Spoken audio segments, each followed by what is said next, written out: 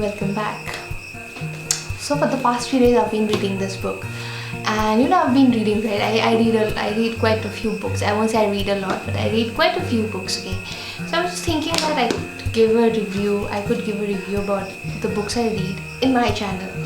So this book I bought after I saw it actually getting viral in social media, and I wanted to know what it is, but reading halfway I realized that the storyline is quite similar to all the other storylines that I've seen. Indian soaps and dramas, like it's so similar. So by the time I was halfway the book, I knew that there were tensions coming up, and I also knew who she would end up with. But I was just reading it expecting a small twist. Of course, I read the review of this book from this one YouTuber. I forgot her name, but she's a very good booktuber, you can say. She does very good reviews of books, and she even writes books. Okay? She's an author also. So I knew how the ending would be, but she didn't describe the story, and I just knew how the story would be because I read the prologue here. And honestly, I wouldn't say it was a very amazing book. It wasn't. It is very similar to the Hindi soaps and dramas we know.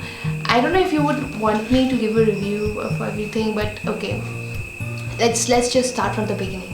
So she begins with this want to be with Ryle, the first protagonist, male protagonist. It's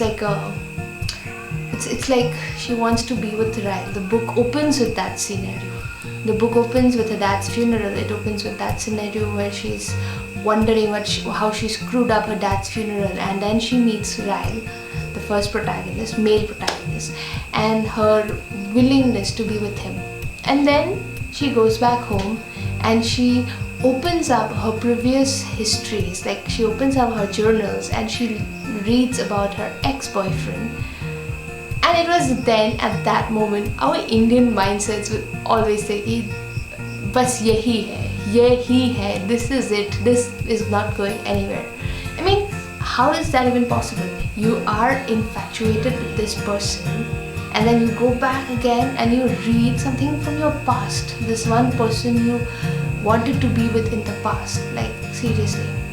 Okay, anyway.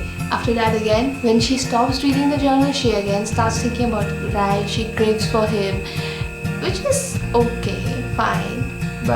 And then again, I would never say that you can actually forget your first love, because the ex that she had was her first love and she can't actually forget him. But still, when you see you've moved on with him, with someone else, I feel it was her part of the mistake also, which they've written here. Like, she did contemplate that.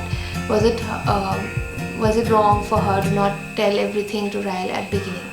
But then again, it was very obvious the way he did that research. He read that newspaper article where she was announced the best business in Boston, I think.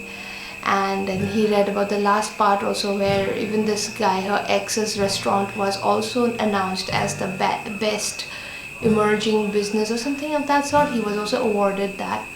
And that comment, BIB, which is best in Boston, I guess. So, and he just saw that magnet and everything. And okay, yeah, I know I'm mixing up the whole thing, but this is it. That was the time. I mean, it's too much of investigation happening. Not even the real CID would do that much of investigation. So it is very obvious. It's a very common storyline I've had, but I just appreciated one part of the book where they showed flaws in all the characters. They didn't show it to be they didn't idealize anyone. Okay, she had problems with the female protagonist. She had problems with her mother for being too silent, for not speaking up for all the tortures she had to face. She had problems with her dad. She did love her dad, but she does explain this, that one bad moment when her father hit her mother was heavier than all the good moments she had with him. So that was also nicely expressed. She also had issues with Ryle. She also was confused about taking back Ryle in or not after all that she had to go through, and she also was confused about Atlas. I mean, that's her ex's name. So it's nice. It's a nice way of expressing these very common emotions that one might feel.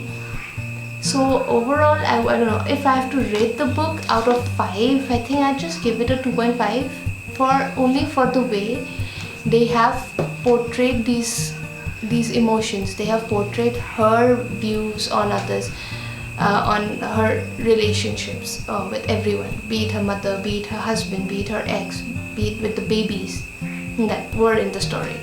So yeah, it's a 2.5 out of 5. Okay, I'm not saying it's like amazing, but it was an okay story. It just captivated my mind, so I just wanted to read it and I did it. And now, I don't know, I'm done with the book. I read it in I think 4 to 5 days, and now I have to get back to work, so see you tomorrow. And I've chatted for quite a long time now, so see you tomorrow.